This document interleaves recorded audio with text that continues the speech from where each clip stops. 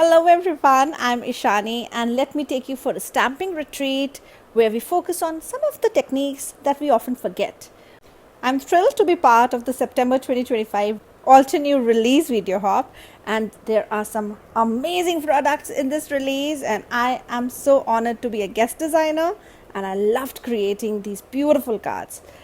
I'll give you a peep of all these in the end of the video. But now let us focus on this amazing stamp set called Autumn Whispers. It comes with beautiful sentiments. I love the script. I love the way the cursive is added with the text print.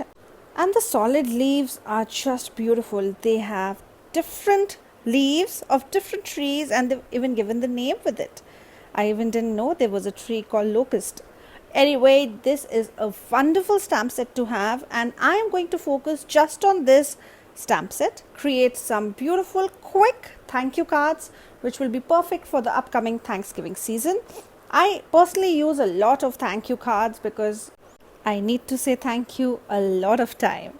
So let's get some thank you cards in our kitty with these techniques. Also, this stamp set comes with the coordinating die set, which gives us more ways to use this product beautifully, use different techniques to make our cards. So let's go ahead and see how do I do my first card. I'm going to start with the small piece of espresso cardstock or any brown colored cardstock that you may have. I've taken this foam pad. You need any surface which has a little give so that the impression of the stamp is crisp. I prep my surface with anti-static powder. Now this is an old sock that is filled with cornstarch and baby powder. That's it. And it works perfectly. There is not a single speck of embossing powder left with this sock, magic sock that I have. And that is the whole point of heat embossing. You need to have crisp embossing, and for that you need to have no static on your surface. I'm taking the maple leaf and with this sticky embossing ink, I'm going to stamp on my cardstock. In the description below, you will get a PDF where I have listed all my supplies. If you love these products and want to support my channel, please use my affiliate link in the description box when you shop. I tap off the excess embossing powder and then with the heat gun, I'm going to melt my embossing powder.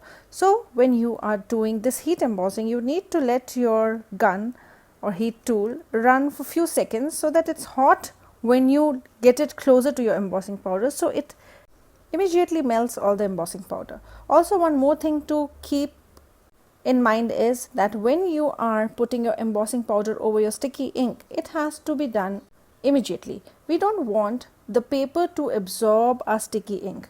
We want the sticky ink to just lay on the surface and have our embossing powder all over it. You will notice if you delay putting your embossing powder and if you delay melting it, the embossing will not be as crisp.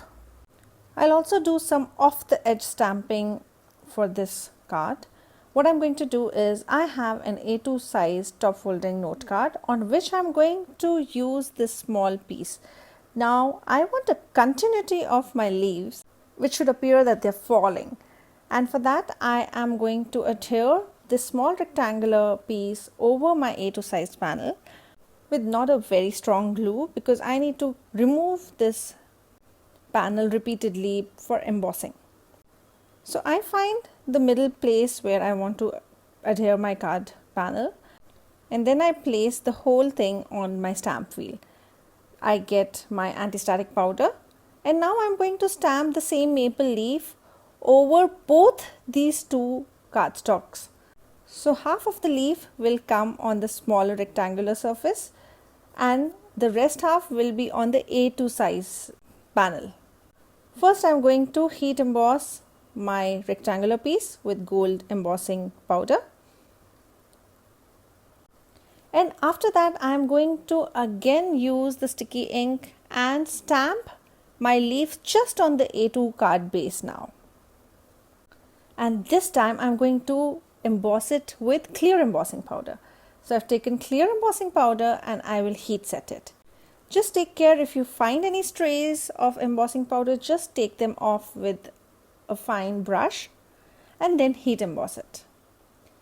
So now you know what look I'm going for. I want there to be continuity, but I don't want the same ink. I don't want the same color. I want the back panel to have the clear embossing, and on the upper rectangular piece, I will have the gold embossing. So similarly, I'm going to stamp my other leaves. The ones on the smaller rectangle will be embossed in gold, and the last leaf I'm going to again stamp in a way that it is half on the back panel and half on the smaller rectangular panel.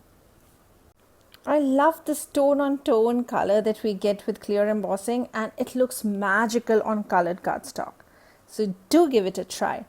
Now after I am done with all my heat embossing, I will just stamp my sentiment with embossing ink and emboss it with gold embossing powder. Don't forget to use anti-static powder. And after your embossing is done, because we had anti-static powder all over our brown cardstock, we need to take it off either with the cloth, and if it doesn't come off properly with the cloth, you have your hands to wipe the powder off with. Okay, so for the finishing touches, I am going to use this brushed gold cardstock and I'm going to mat it under my rectangular gold embossed panel. Now you know me, I don't like to waste. So I use some sentiments and I die cut from the gold matting that I'm going to have. And I'm going to match it in a way that it will not be seen to the recipient that I've done such a stingy thing. Oh, I don't consider it stingy because I'm saving paper and I need to save earth. And this is how I do it. Then I foam mount my gold rimmed gold leaf panel onto the A2 top folding card base, and here we have a beautiful, simple yet so elegant card ready with heat embossing. I love to do heat embossing with solid stamps, and this stamp set is perfect with so many different leaves to choose from. Okay, let's go ahead and do some other techniques with the same solid stamps. For my next card, I'm going to use a lot of scraps, and I'm going to start with this buttercream scrap paper that I have, and I'm going to stamp this willow leaf from the stamp set. Now I'm going to use two colors for stamping. I start with eucalyptus and then I get my forest fern ink. And to remove the harsh lines of the forest fern, with a small blending brush, I blend my dark green. I'm using the foam pad and acrylic block for stamping, but you can use stamping platform. Next, I'm going to take this locust leaf and I'm going to stamp it with Rocky Shore. And before I stamp it, I'm going to add a little of mocha in the center of my flower and get a little lighter ink and blend it with the brush again. I take it and stamp it on my cream colored cardstock. And similarly, I take hickory leaves, and for these leaves I'm going to add eucalyptus ink and Rocky Shore on the tip of the leaves for a variation in the color of the leaves. If you use a stamping platform, you'll get crisper image with a second impression. But for this card, I want it to be a little rustic. This whole design will be rustic, so I don't care about getting some spots and not a very crisp stamping. Next, I take the oak leaf, and for this leaf, I'm going to change the colors a bit. I take sun-kissed, orange cream and berylicious at the tips of the leaf. And after stamping with the coordinating dies, I die cut all the 4 leaves. Now I use scraps again. I have some small scrap of buttercream paper left. These are small note cards. I have not measured them. I just have to finish off these scraps and I can make small note cards. It will probably go along with a gift or a bouquet, so it doesn't need to be in an envelope. And I have folded these, and now for the design I have taken a craft cardstock, and this was a strip of paper, and I tear it off to give some deckled edges. I tear the paper in a way that at both the ends I have the similar way the paper is tearing.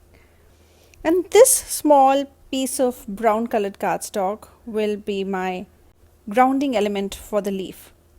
But before that, I want to show you another stamping technique that we often forget. And these leaves are perfect for that. For this, I take my color. I've taken Rocky Shore and I stamp with it on a scrap piece of paper for the first impression. And the second impression will go on my note card. So this is called second generation stamping. If you stamp again, it will be a third generation stamping. So you can have second and third generation stamping on your small note card as well, but I chose to do second generation for both the sides. So I first ink the stamp, then I put first impression on a scrap paper, and the second impression comes on my cardstock. I'm going to do the same with all of my other note cards as well. Then with foam tape, I adhere my craft paper over my second generation stamping. And with the die cut, I die cut some craft cardstock, which was scrap again. I die cut it twice, which then I layer behind my stamped leaf. So I have two die cuts behind my die cut stamped leaf. And then I adhere all these three die cuts together and then over the craft cardstock. You can use the inside of the card to write your note. For all my other cardstocks as well, I'm going to do the same second generation stamping, but for this one I am also going to add the second color. So first I do eucalyptus and then I get forest fern. This also gives me a little variation on my second generation stamping and creates more interest. I do the same. I die cut the leaf with craft cardstock and then layer them all together before I mount them on the craft cardstock. For my willow as well, I do second generation stamping with two different colors. I add a little berrylicious and orange cream, stamp it on the scrap paper and then add the second generation on my note card. So next time you have some scrap of paper, make these note cards with solid stamps. Do some second generation stamping, add different color and get the most out of your stamps. Let's go ahead and see what do I do next. If you're liking this video, please do hit the like button and subscribe to my channel. Also on the blog, I offer free workshops which I'm inviting you all for. Please do check my blog for details. The next card is also going to be a small note card. For this, I'm using a masking sheet and I'm going to tear off my marking sheet because I want this torn edge look for my clean and simple card. And I tear off and adhere it at two ends, leaving the space where I'm going to do some ink blending. For that, I take honey drizzle. This is the yellow that I'm going to blend on top. It will be quite an ombre ink blending. Simple, not much. Orange cream, which will go under my honey drizzle, and with the mini ink blending brush I go ahead and make this ombre pattern.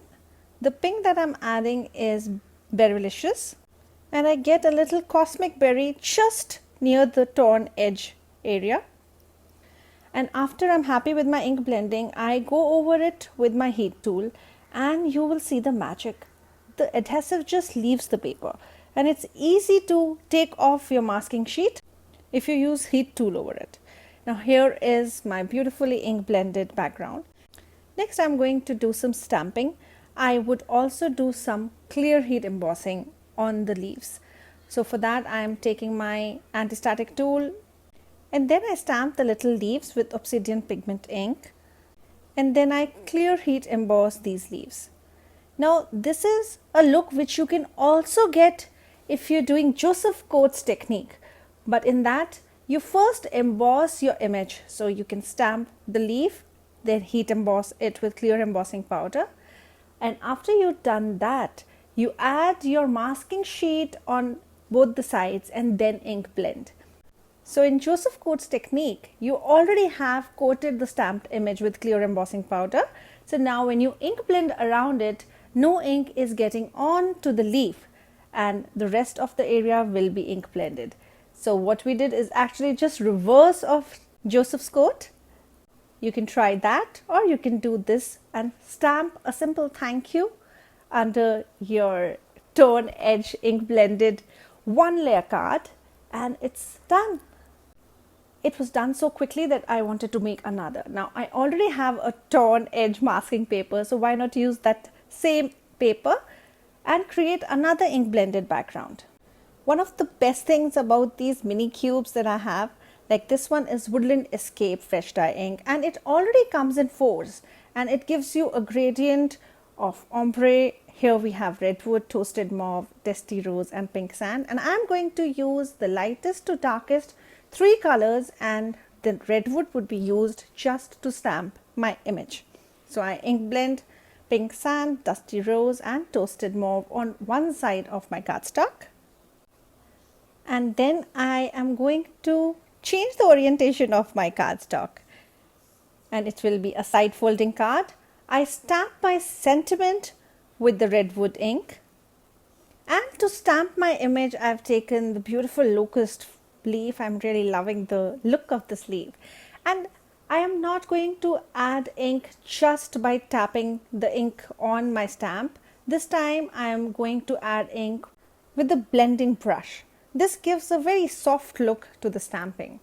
And here is our next card, quick and simple and clean and beautiful.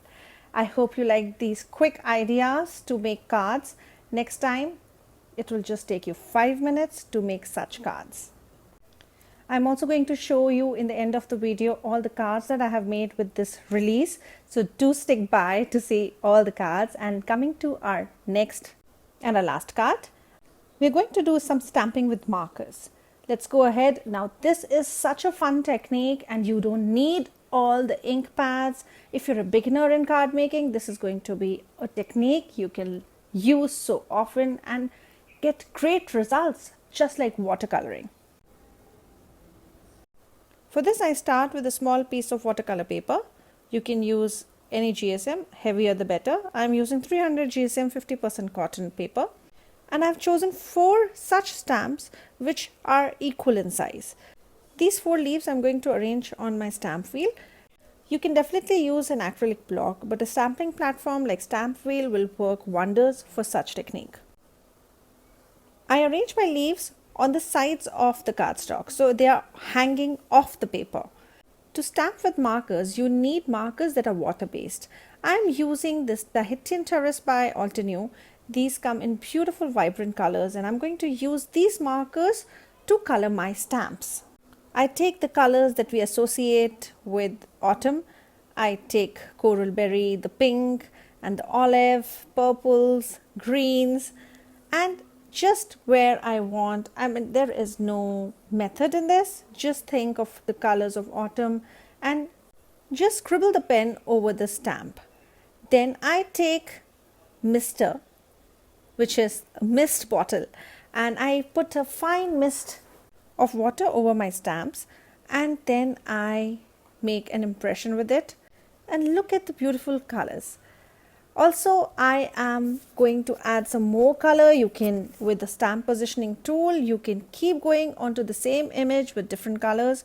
For my second impression, I'm using some lighter colors, and wherever you see a harsh line, like I have it on my red maple leaf, I want to diffuse that orange and olive, and for that specifically I'm going to add a little color, spread some water over it, and then stamp.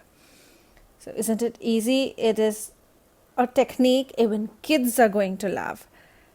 For my second impression, on the other side, I take off one of the leaves and reposition the other and do the same again.